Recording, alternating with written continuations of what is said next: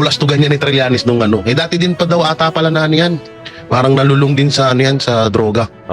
Yung bata pa si Trillanes. In the first place, alam naman nila na yung mga pinagsasabi nila, mali. Alam naman nila in the first place na yung budget na ginawa nila ay mali. Ang na-realize nila dito ay mali yung binangga nila. Tunay na balita, walang kinakampiyan, sumasalamin sa katotohanan lamang.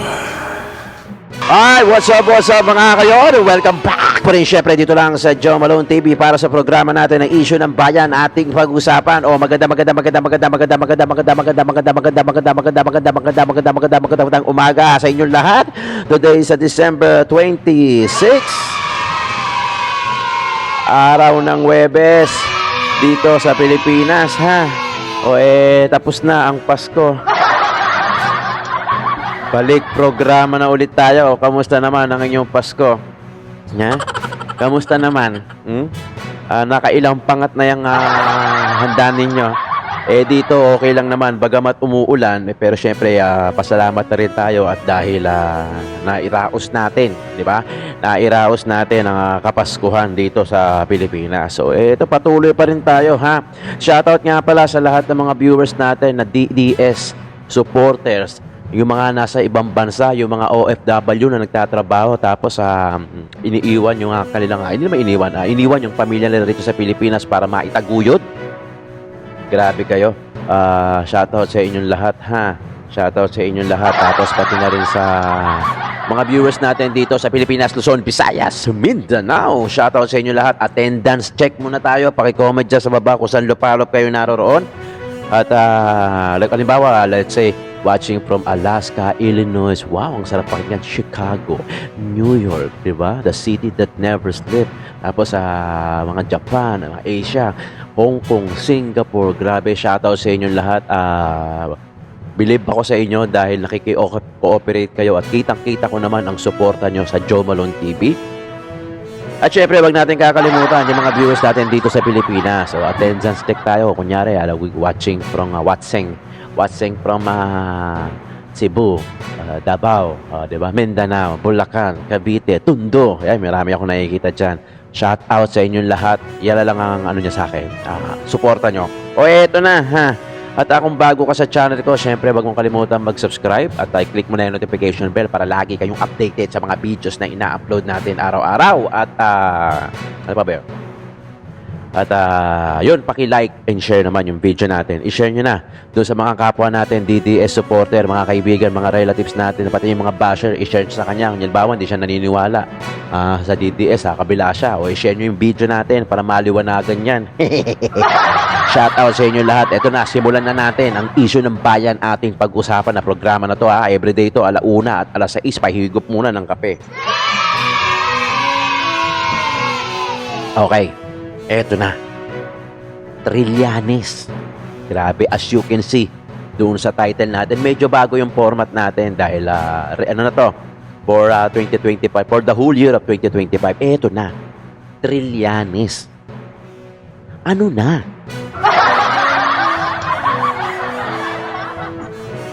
Tila ba? Tila. Correct me if I'm wrong, ha? Gusto kasi sa interview niya kay Christian Esguerra, yung isang journalist din. Napanood ko yung buo, yung kabuuan. Ito bang parang si tila ba etong si Trillanes, para bang hindi ko maintindihan. Kung hindi ko maintindihan kung pro-administration siya o hindi, at kung tila ba parang bumabaliktad na namamangka, na hindi mo maintindihan ito talaga si Trillanes kahit kailan. Napaka-unpredictable, no? Sa unang interview niya kay Christian Esguerra, which is hindi ko na ipapakita sa inyo, talagang nagbigay siya ng opinion regarding dun sa kaso na isinampa kaya Rodrigo Roa Duterte, ang ating ex-president, pati na rin dun sa impeachment na case ni Sara Duterte. Tapos maya-maya, nung tinanong siya ng prangkang usapan ni Christian Esguerra, tila ba na sinabi niya na kung hindi mai-impeach si VP Sara Duterte, hindi matatapos, take note hindi matatapos ni BBM ang kanyang termino.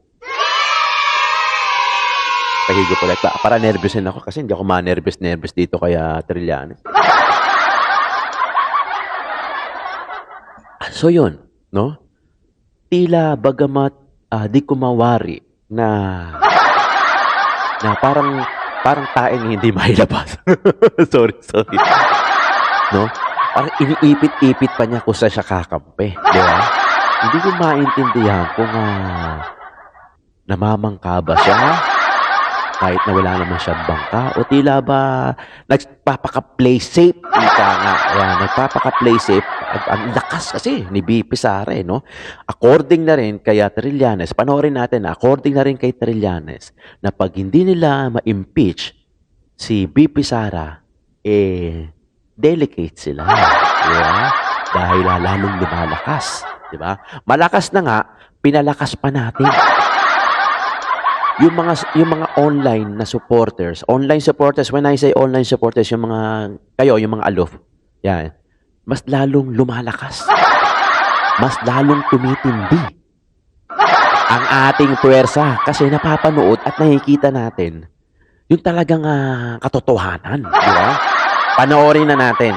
Mamaya na tayo magbigay ng reaction kasi gusto ko mapanood nyo. Bagamat marahil napanood nyo na to sa ibang channel o sa ibang vlogger. Pero ang kagandahan sa atin kasi, tayo ay nagbibigay ng reaction lamang. Diba? Hindi naman galing sa akin yung mga statement na yan. Hinuhugot-hugot din natin. Okay, panoorin natin na itong usapan niya interview ni Christian Esguerra at pati na si Senator PP Trillanes. Ay, Senator BP Trillanes. Ano ba yun? Ni ex-Senator Trillanes. Panoorin natin to. Si Trillanes, by the way, tumatakbo ito ng pagka-mayor sa Caloocan. Okay? Ang kalaban niya rito, yung legendary na si Along Malapitan. Anak ni Oka Malapitan na kung saan matagal nang hinawakan ng Caloocan. So parang ano din yan.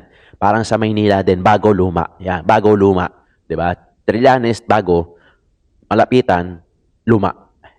Regardless kung si Along man o yung tatay niya na si Oka. Okay, panoorin natin tong interview ni Christian Esguerra brought to you by Pack First tonight with Christian Esguerra. Sa atin naman, issue ng bayan, ating pag-usapan with Joe Malone. Okay, panoorin natin to ha. Prangkang usapan Yan na. Senator, no? Yeah. Ano pwedeng mangyari kay BBM kung hindi ma-impeach at matanggal sa pwesto itong si Sara Duterte at ma-survive niya itong political turmoil na ito? What could happen Yan. to BBM? Ako, I'm almost certain that Yan na. hindi niya matatapos yung kanyang termino kung hindi niya ma-impeach si Sara. Boom! Kung hindi makukonvict, hindi ma-remove Yeah, by diba? impeachment. Sa kanya na rin mismo galing. Kita mo yung kung paano siya, alam mo yun, magpaka-play safe. No? Kasi nakita mo, nagiging siya bolder and bolder, nagiging brazen sa kanyang mga pagkilos. Yeah. Lalo na pagka na-survive niya ito. Mm-hmm. Kasi kung wala kang gagawin, the same. Hindi naman yan sila mag-tone down ng kanilang efforts to oust President Marcos. Ang target nila is to get back to power. Pagka yun ang objective nila. So whether attempt mag-impeach si President Marcos o hindi, it will intensify and intensify. Yes. So pagka hindi niya to natuluyan, ang nanganganib na ngayon is si President Marcos because again, historically, the political winds change and it would shift doon sa mga frontrunners for the Nagbabago 2028 elections. Lalong hihina ang pwersa nila sa Kongreso, hihina ang pwersa nila sa Senado at sa public at large. Sa kanya na galing yun, ha? 'Di ba? Sa kanya na galing, medyo na babago-bago. Pati siya, nagbago na rin. Hindi, panoorin pa natin. When you say you're almost certain na hindi niya matatapos yung termino niya, kung ma-survive ito ni VP Sara Duterte, Yes. what exactly do you mean? Are you talking here of ouster through something similar to EDSA 2 or impeachment? Baka siya naman na ma-impeach, di ba? Ano ang mga nakikita niyo senaryo? At this point in time, and having seen the Dutertes, sinasabi nila mismo, di ba? All options are on the table dyan. Kung ang end nila is makabalik sa pwesto, then gagawin nila lahat. Ngayon, if you're talking about impeachment, imagine from now until 2028, do you think wala nang political and economic crisis na kakaharapin ng Marcos administration? For sure meron yan. Pagka nagkaroon lang ng isang socio-economic or political crisis, ditong pwersa nila Duterte, having survived the impeachment, assuming, ano sila? They would just be waiting in the wings to take over when they need to. Yun. And ito, no, yung chatter sa PMA chat groups, masyadong significant. Hindi na ito May static. chat group pala Kaya, sila.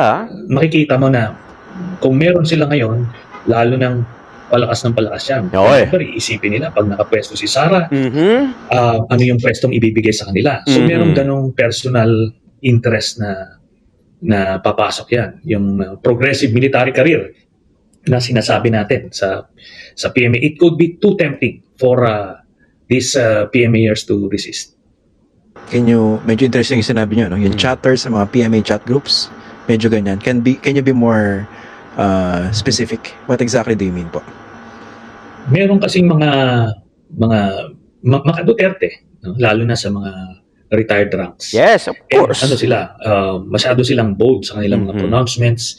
They're looking for any opening against the administration. And yun na nga, several months, a year or two down the road, what if magkaroon ng ganong crisis, papasok ito. And ngayon yung mga active, magbe-break ranks ito. Yan yung nakikita natin. Kasi merong, may active, mga proactive na nagre-recruit at nagbubuyo, nag-agitate. Yun ang mahirap. Kita nyo yun? Di ba? Nag-gets nyo ako? Ito lang. Hypothetically. Okay. Well, bago yan. Okay naman yan. Sanay na tayo sa ganyang klaseng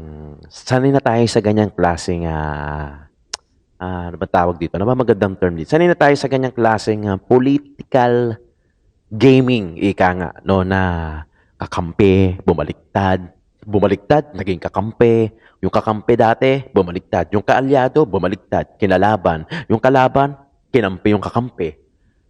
Hindi na bago. Cliche na ika nga. Overuse, kumbaga. Hindi na bago sa atin yan, lalo-lalo na sa Pilipinas. I'm sure ganito na sa ibang bansa, no? Or may ilan, or similar. Pero sa atin, medyo, na yan, gas na yan, ika nga. Yung mga bumabaliktad, bumabalingbing, kumakampi, di ba? What if, no? Halimbawa lang, what if, since na tumatakbo etong si Trillanes sa pagka-mayor ng Caloocan, no? Ito what if kaya ito biglang sumuporta to sa Duterte, 'di ba? Kasi ngayon parang kung mapapanood mo yung buong interview ni Christian Esguerra, talagang nasa gitna lang si Trillanes, nasa gitna lang siya. Wala siyang walang kabig dito, kabig to, nasa gitna lang. Pakiwari ko ba medyo guro sila kasi nakikita nila yung nangyayari lalo sa impeachment. Kung hindi may impeach si VP Sara, hindi matatapos daw ang termino di umano ni BBM according kay Trillanes. Ang bigat ng term na yun, di ba? Tila ba para bang kumakampi si Trillanes o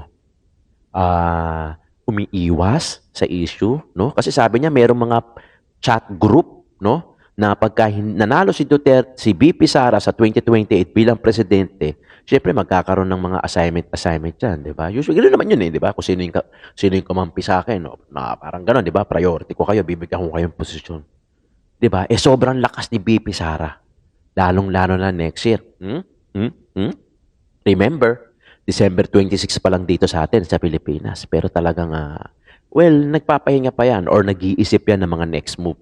Dahil sa January, bakbakan to. Gaya na sila sabi ko, January, bakbakan ito. O mag-subscribe na kayo sa channel natin at i-click nyo na yung notification bell dahil marami akong i-upload, ila-live at i-vlog para sa inyo.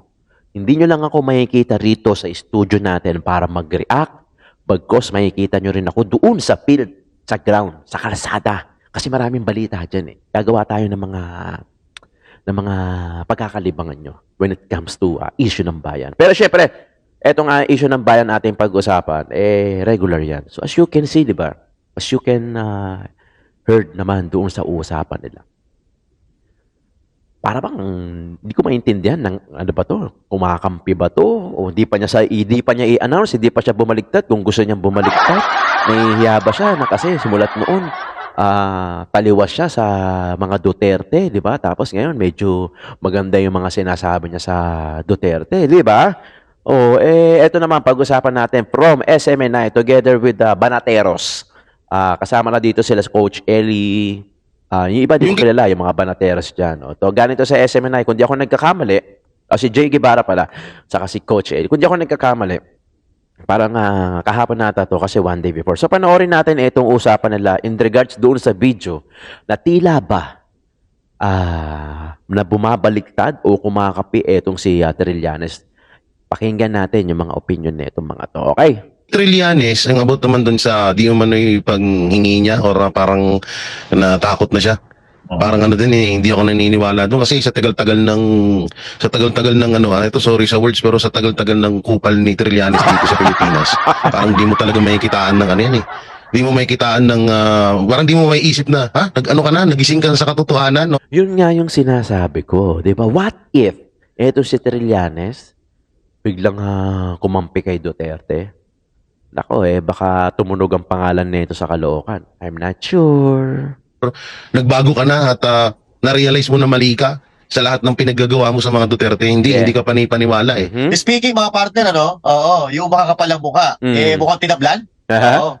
Oy, Mukhang talaga. tinablan kasi medyo inatras yung pagpipirma nitong budget ng fiscal year 2025, General Appropriation. Ano sa tingin nyo dito? Medyo may mali ba talaga dito? O medyo nag-ingay ang taong Nako. bayan? O ano? Mauna na ako. Sige. Mauna na ako magdokumento dyan. Mauna na ako Oo. magdokumento. Kasi naman, hindi ba? Yung pambansang aso ng Pilipinas. Nako. Kamakailan lang, meron siyang interview. Yeah. Inamin niya sa kanyang interview na medyo nagdedelikado itong administrasyon na ito na kung hindi nila mapapabagsak si Inday Sara ay hindi na niya matatapos ang kanyang termino Yeah. yung hanggang 2028. Yun ang sinabi niya. Well, sa nakikita ko kasi ang purpose ni pambansang kanin na magsalita ng ganon dahil dun sa mga kumakalat daw, sa mga GCs, medyo matindi daw ang sentimento ngayon ng mga retired military personnel at saka mga retired police Yari na. officials, Yes. mayors. At talagang medyo may traction daw yung kanilang mga negative na sentiments ngayon. Alam naman natin, kamakailan lang nagkaroon ng open letter itong mga sinasabi nating mga retired PMAers na ito requesting for the office of the president to veto yung budget ngayong 2025 dahil nga sa napakaraming mga insertions. So considering na ang sundalong kanin ay medyo nag-statement ng ganyan na ina-acknowledge niya yung traction at yung lakas ng kwentuhan, bulong-bulungan within the ranks of yung mga military personnel na mga retired, mukhang na rin, itong Malacanang, at least, mukhang nakinig din. Kasi ibang influence ng mga ito, Coach Oli, Master Judea, and Jay Guevara, iba ang influensya ng mga ito. Sa totoo lang. Kasi akala siguro nito nila tambaluslos na porket binigyan nila ng allowance sa 150 hanggang 350, etong mga military personnel natin na dagdag allowance, akala siguro nila kaya na nilang bilhin yung dignidad ng mga military Yes. So, ito yung nakikita ko na dahilan. Talagang yung panawagan ng mga military personnel, lalo-lalo na yung mga retired armies and retired generals, malakas na malakas. Kaya nakinig sila, Master. Okay. Alright, so magandang punto yan, Boss Dada, no? Pero ngayon, pakinggan muna natin yung opinion naman ni Coach Oli. Yan. Alam mo, sangayon ako kay Boss Dada at totally 100% sangayon ako doon. Pero wag din natin kakalimutan yung isang banda. Dahil pwedeng itong mga ito ay nagpapadama para pwersahin. Naalala natin na itong mga dilaw, makakaliwa, NPA, itong mga na-flash sa inodoro, na mga naitsapwera, at yung mga drug lords, mga drug addicts, sila yung mga naitsapwera nung panahon ni PRRD. At ang ginagawa nila ngayon ay sila ay pumapasok na at nagkakampi-kampi, binabakapan ang gobyerno ni Marcos, tapos dinidikdik si Marcos.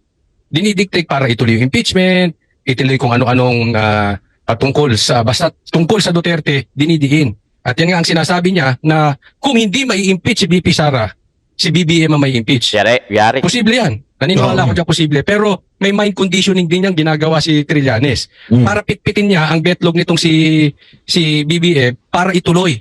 Kasi dahil alam nila pag nakaupo ang Duterte, ang Dilaw, ang NPA, ang komunista, hindi dahil sa gaganti ang mga Duterte. Kung hindi, ayaw talaga ng taong bayan sa mga adik, komunista, Mhm. NPA, rebelde, at saka yung mga na-flash na kulay, yung yellow pink partners. Yan. Okay? Pwede, Pakinggan rin ang punto pwede. ni Coach Oli. At bago Pwede. yung punto ni Master Judea, pakinggan muna natin ang punto ni Jay Guevara. May chismis ako sa inyo. Ayun. Gusto ko. Oo. Ano yan? Bitawan mo na yan. Bitawan mo na. Hindi kasi ganito, matagal niya na akong inaabangan daw kasi malapit lang yung bahay niya dito sa akin. Pinakitaan pa ako ng ID. Uy. Ang apelido, Trillanes. Nako. Oh. So, kamag-anakan niya. May picture pang pinakita nung mga bata pa Ayan sila. na. Inaabangan ka? Oh, para ikwento kung ano ang kabulastugan niya ni Trillanes nung ano. Dati din pa daw ata pala na ano yan. Parang nalulung din sa ano yan, sa droga. Oo. Ang bata pa si Trillanes. O, di umano. Uy. Di ba? Saka, di umano doon, ayon doon sa kamag-anakan niya. Tapos ang ano dyan, sakit daw pala talaga ni Trillanes yan, mga bossing. Yung ano, yung ganyang pag-uugali, noon pa man daw pala talaga yan. Pero saglit, Di umano. maputol kita. Di Maputol umano. ka. Sige po. Jay. Dati ha, sabi mo Dati, dati kaya dati. Bata pa ugali siya. niyang gumagamit. Pero anong balita hanggang ngayon ba gumagamit? Kasi parang Yan. ito magpa-drug test eh. Ano naman daw, alam niyo, natanong ko naman yan sabi niya, hindi na daw sila nagkakasama. Pero dati, at kung ano daw yung nakikita natin sa karakas niya, sa ano, talagang gawa niya. Tapos, ang matindi dyan, duwag pala talaga yun. Nako, Duwag pala daw talaga yan. totoo yung sinasabi nila ang mga Duterte. Duwag daw talaga yan. Ano lang yan, puro lang daw sindak, puro lang amba. Pero pag pinalagan mo, hindi rin siya gagalaw. Wow. Ganun ang ano na. O, yun lang naman yung chismis. Ang totoo siya, chismis niya kasi kamag-anak niya yung nakausap ko eh. Hmm. Pakita pa ng ID, Trillanes. Wow. Yan ang problema dyan, Matindi, ah. Pero ano ngayon? Ano masasabi mo ngayon doon sa mukhang pag-atras nitong administrasyon Yeah. sa pagpirma nung GAA? Naku, panibagong ano na naman nila yan. Kasi ang hirap na rin nilang paniwalaan kung parang sasabihin natin na alarma sila. Parang hindi na kasi kadalasan may ano yan may tinatawag na twist ba yon? Mm. Bandang huli Plot palabas twist. lang pala or minamanipula lang nila yung utak ng mga Pilipino. Para syempre medyo ngayon kasi ang pangit na talaga ng dating nila. So baka para sa akin naisip ko may ano na naman to, panibagong palabas na naman nila to. Alright, so ganda. Pero ito naman, para sa akin naman, mga partners, sa akin, dalawang bagay lang to. Baka nagkaroon sila ng realization ngayong Pwede panahon ng pagpapatawad, panahon ng pagmamahalan, panahon ng pagpapasalamat, ngayong Pasko. Baka nagkaroon ng realization. Pwede rin, no? Pwede rin nagkaroon ng realization, pero pwede rin sinasabi ni Coach Eli na isa na namang taktika na sinasabi nila na delikado si BBM. Para etong si BBM naman, mapuwersa na ituloy yung impeachment. Pwede, di ba? So, both pwede. May padama effect, di ba? Na talagang mali ang ginagawa nila dahil talagang pinapalagan ito ng mga tao. Ibig sabihin, pagka majority ng mga Pilipino ang pumalag, talagang may mali sa ginagawa nila. Pangalawa, sabi nga ni Jay Guevara, baka ito ay isa na namang twist dahil naghahanap sila o nag-iisip ng panibagong taktika na magagamit nila para pabagsakin ng mga Duterte, kaya medyo umaatras sila. Kaya nga ito nga yung panahon nila para mag-isip etong Christmas vacation. Kasi, syempre, lahat nakarelax, di ba? Lahat nag-busy, naghahanda sa mga pamangkin, sa mga anak, sa mga apo-apo, lalo-lalo na yung mga yan. Di ba? Syempre, may mga apo-anak din yan, di ba? Busy-busy yan, mga regalo-regalo. Habang nag-iisip, habang nagbabakasyon yung iba, sila naman nag-iisip ng panibago nilang taktika. Kaya lahat, itong si Coach Eli, itong apat na to, may mga point din yung sinasabi nila, no? Pwede nga nagpapadama, pwede nga na-realize na mali sila, nakulang sila, at pwede rin na nakikita nila. Ito yung sinasabi ko, na andito tayo to observe, di ba? Pero sila, nakikita nila gaya ng mga group chat na mga PMAers, di ba? So nakikita nila na baka mamaya delikado na kasi marami ng mga PMA, yung nabanggit dito na PMAers na pumapalag, di ba? O, pwede, di ba? At ito mga partners, itong budget, kailangan mapirmahan ito bago matapos ang taon. Otherwise, magkakaroon tayo ng reenactment of budget pagka hindi ito napirmahan after 2024. Halimbawa, natapos na yung December, hindi napipirmahan, magkakaroon po tayo ng reenactment. At kung mapapansin natin, may mga nagkakaroon ng mga statement na para bagang sila ay nagpapaalam na. Katulad kanina, may nabasa ako na si Lisa Araneta Marcos ay nagbigay din ng statement, nagpapasalamat sa mga totoong loyalista na dumidepensa sa kanila magpasa hanggang ngayon at tumitindig daw, di umano, para sila ay suportahan. And at the same time, eto nakakapagtaka, itong statement na binitawan ni Antonio Trillanes. Hindi Yan. natin maintindihan kung siya ba ay nag-iisip din ng panibagong taktika or totoo sa kanyang damdamin or sa kanyang kalooban itong mga sinasabi niya. Pero Yan yung mga partner, sinasabi ko. maliban dyan, meron kasi iba pa na kumakalat din na statement na nanggaling kay Antonio Trillanes. So, eto basahin natin. Galing ito kay Tio Moreno. Oo. Ang sabi dito, hello Antonio Sani Trillanes, can you please confirm the veracity of this statement? Itong kumakalat daw na ito ay galing mismo sa kay dating Senador Antonio Trillanes. Basahin ko, maiksi lang naman to mga partners. After the hearing, I asked my lawyer to convey to Kong Duterte through his lawyers my sincere and heartfelt apology to Kong Duterte and Attorney Carpio and their respective family for the unintended consequences Yan. that our bitter public spot may have caused them. For whatever it was worth, I wanted them to know that it was never my intention to hurt, cause undue pain in their families. Also, upon the passing of time, I realized that my accusations against Kong Duterte and Atty. Carpio were unfounded, for which I offer my sincere apology. So, parang dito Yan yung kumakalat. So, malalaman natin ngayon kung totoo ba yan o ay hindi. naamin niya na yung binibintang niya sa mga Duterte ay walang katotohanan at ngayon ay humihingi siya ng apology. So, hindi pa kumpirmado kung ito ay totoo, pero base dito, ito ay kumakalat sa usap-usapan ng abogado ni Antonio Trillanes at niya mismo. Yan. Sino ba maniniwala dyan? Alam mo ako, with or without that, Statement. statement, wala eh. Hindi talaga ako maniniwala sa tao na yan, first off.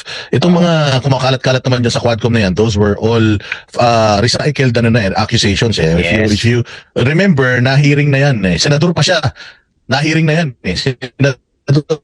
Hindi pa senador sila General Bato at si SBG Bongo hiniring na ito diyan sa Senado at alam mo hindi wala nga sila nakita probable cause noong panahon na yun eh. Kaya alam naman natin puros kalokohan lang talaga yan.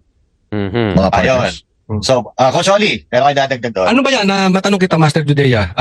Confirm na ba yan na sinabi niya? O, Ito, ayon dito sa post ni Patanong Tio pa lang. Moreno, patanong, pinapa-confirm niya kay Antonio Trillanes kung itong itong statement Galing kay sa kanyang Trillanes. abogado ay totoo.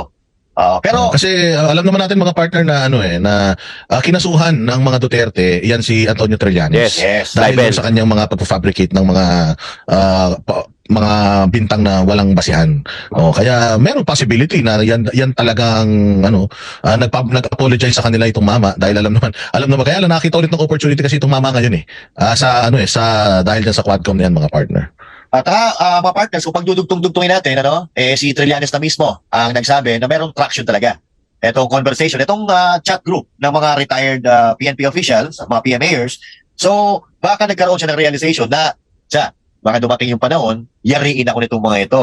Pagka nakaupo talaga si VP Sara Duterte, Yayariin baka ka yun ang mangyari. talaga. Kaya medyo nagpapalambot-lambot na siya ng damdamin. Pero Yan nga. tama sinabi mo, wala talagang maniniwala eh. Kasi noon pa man, dapat alam na niya na wala talaga kapupuntahan at unfounded nga talaga yung mga binabato niya Yes. accusation. Hindi, Alam mo, isa pa, mabigat din to, partner, Coach Oli, before kang mabigat din kasi talaga itong pagtatakwil sa kanya ng mga mista niya eh. Malaking bagay yun kasi Bigat yan. PMA naman nalihito mo ito dahil talaga nagtapos ito sa PMA. Pero nakakahiya kasi every time na sinasabi ng mga nasa posisyon na yun, lalo-lalo ng mga Duterte na itong tao na to, itinatakwil, pinandidirihan ng mga, ng mga batchmates niya at ng mga yung mga matatagal ng nakapagtapos dyan sa PMA, yung mga PMAers na mga retired, pinandidirihan daw itong mamang to dahil nga sa mga kalokohang pinaggagawa nito sa politika. Coach Oli.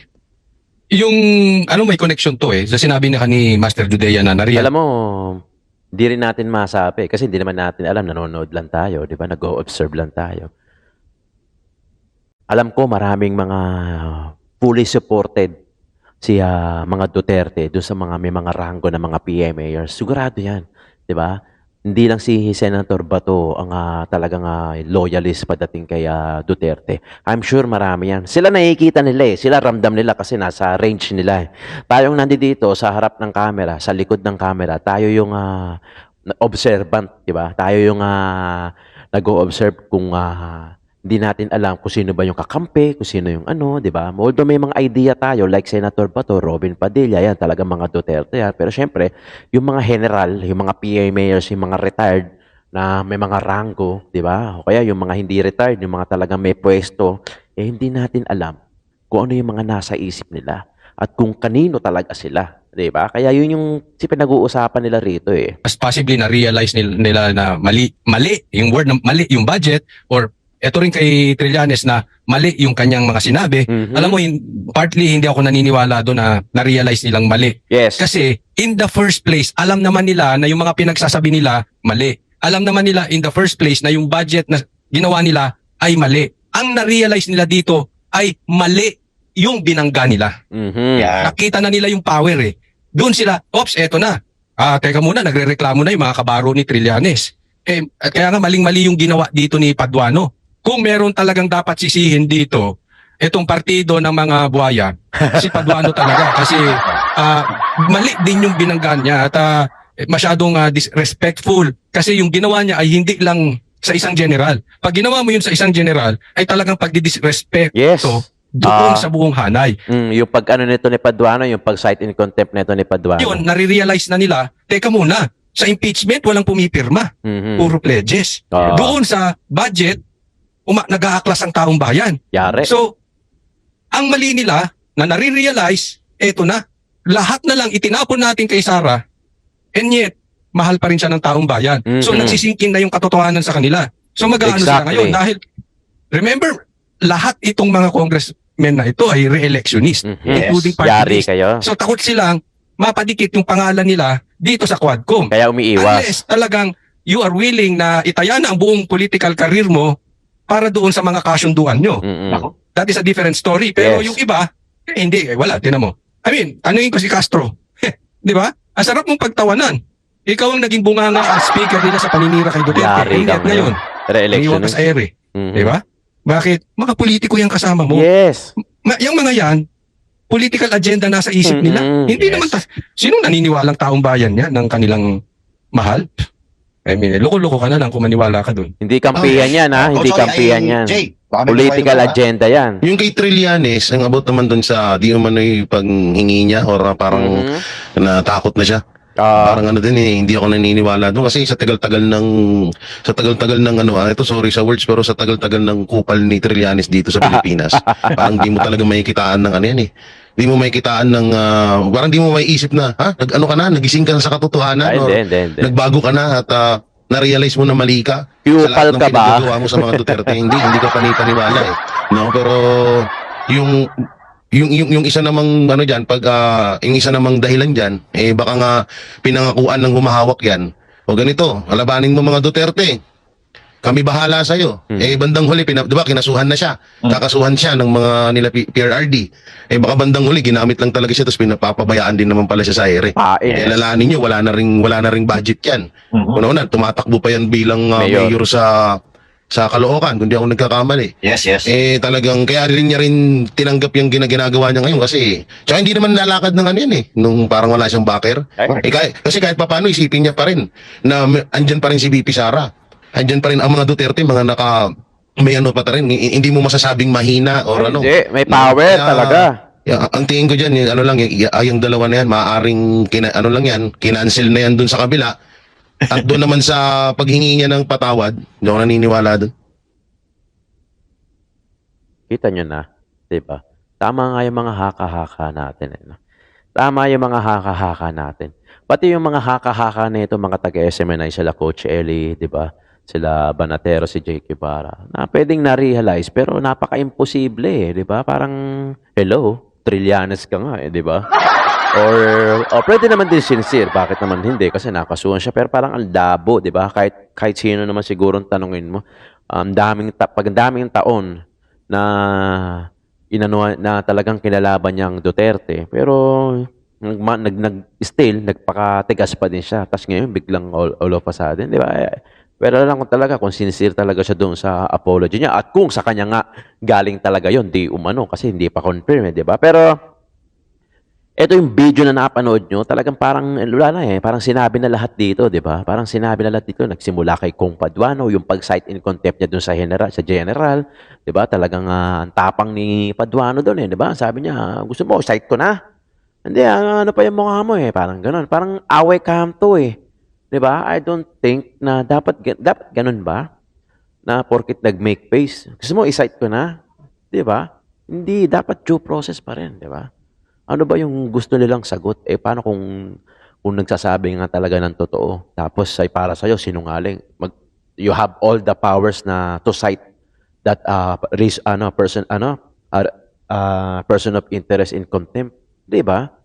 Anong klase, di ba? Tapos yun na, nagalit na yung mga ex-general at pati yung mga hindi ex-general, nandun na, nagpumalag na.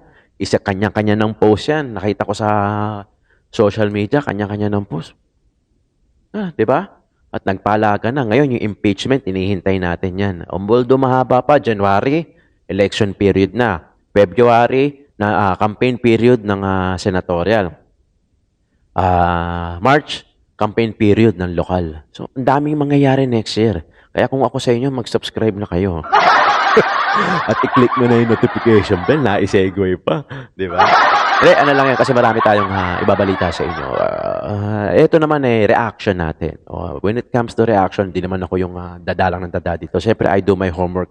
Then, kailangan ko rin mag-research para hindi lang basa-basa mga fake news yung sinasabi natin. Although mga pinag-uhugot natin to sa iba't ibang journalist, sa iba't ibang mga mainstream media. Pero sa atin, reaction at konting kurot, kagat, di ba? Pero syempre, hindi mawawala ang suporta natin sa mga Duterte. Syempre, ang laking pagbabago ng Pilipinas simula nung umupo si ex-President Roa Duterte. And we want VP Sara to be our next president sa 2028. And I'm sure kayo din, di ba? Kasi ito na lang talaga yung pag-asa natin, di ba? So dalawa lang naman yung sinusuportahan natin. At I think, alam nyo na rin yan. Isko Moreno, Blue Hearts, paki-comment. At VP Sara, Green Hearts, paki-comment dyan sa baba. Pakita natin yung lakas natin. Pakita natin yung suporta natin na mas lalo tayong lumakas. Malakas na si VP Sara noon pa lang, di ba? Mas lalo pang lumalakas ngayon. Mas nakikita kasi ng bawat Pinoy na talagang ito ang tunay na pag-asa ng Pilipinas. Di ba? Maraming salamat mga kayon sa pagsubaybay at pagtutok nyo dito sa ating programa na Issue ng Bayan, ating pag-usapan with Joe Malone.